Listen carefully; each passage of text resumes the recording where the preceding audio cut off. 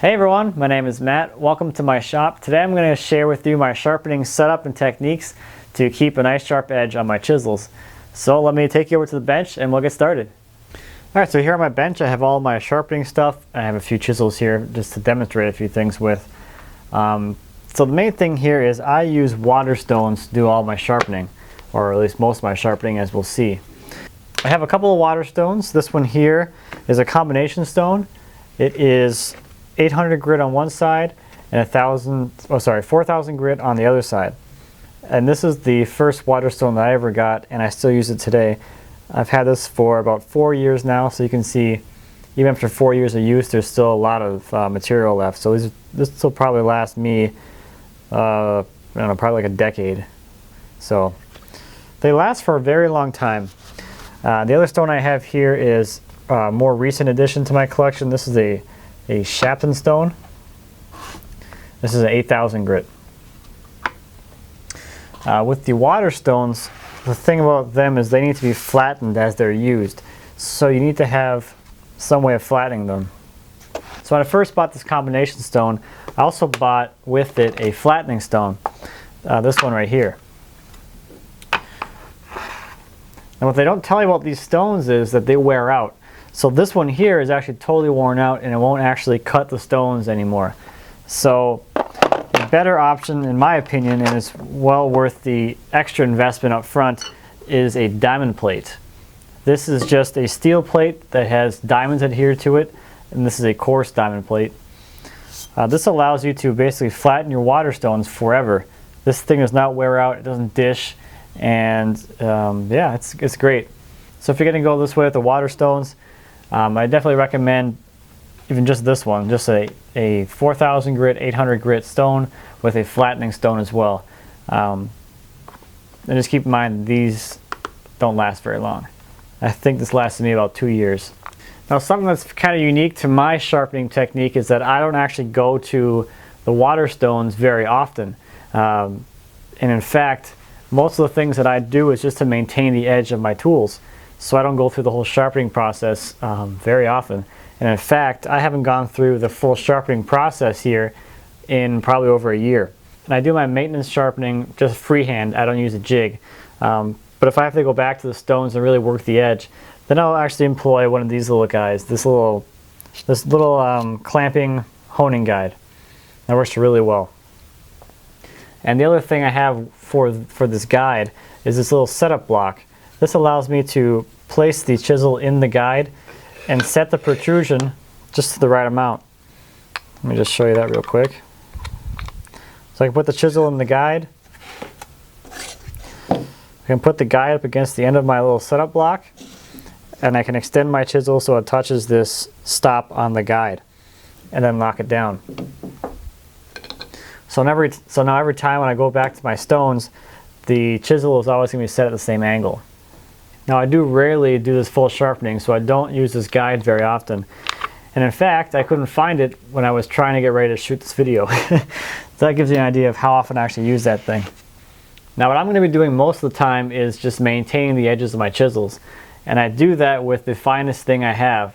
Right now that happens to be this strop, which is just a piece of leather with some honing compound. But before that it was the 8,000 grit stone. And before I had the 8,000 grit stone, it was just the 4,000 grit stone.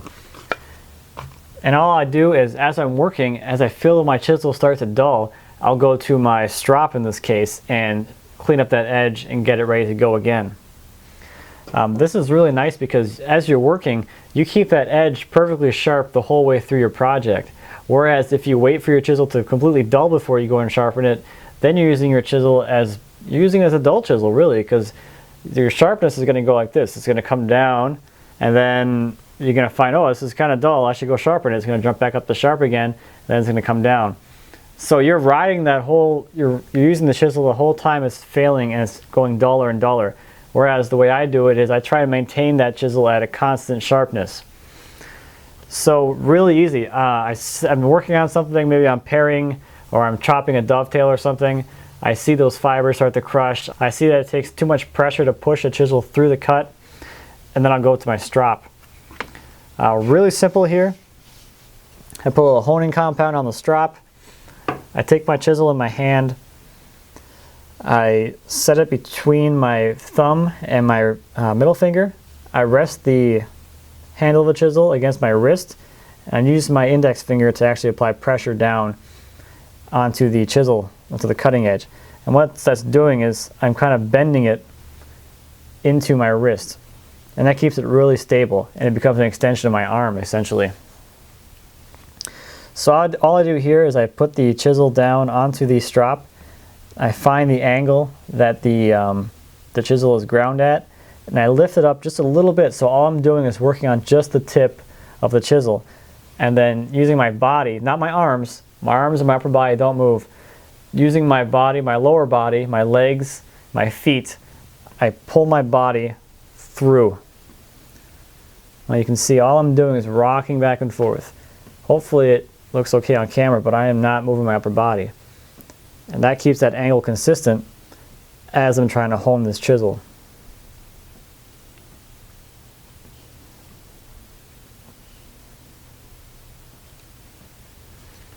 There you go. Now this chisel was fairly sharp before I did this, but just to give you an idea, right off the strop, I cut this piece of paper up quite a bit, huh? Let me get a better one. Look at that. Just cut perfectly. So, it's a nice cut. No tearing. That's how you can really test your chisels. So just grab a piece of paper and try and cut it with your chisel. If it's dull, it won't really cut it. It'll just kind of push and tear, and the paper will kind of fold up behind the cutting edge. But if it's sharp, right through it. No problem. Not at all. I think this one is a little duller.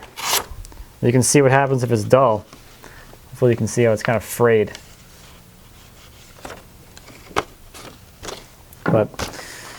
So that's really all I do. I just maintain that edge.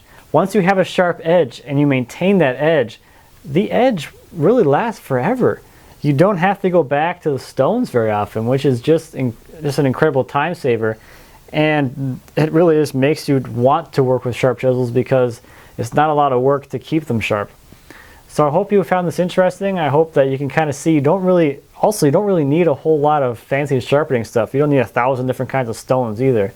You know, for the longest time, all I had was just the combination stone and the flattening plate, and that worked fine for many years. I'll also leave links to all of these things that I'm using here in the description, so if you want to take a look and see a little more information about each one of these products, you can take a look at those also.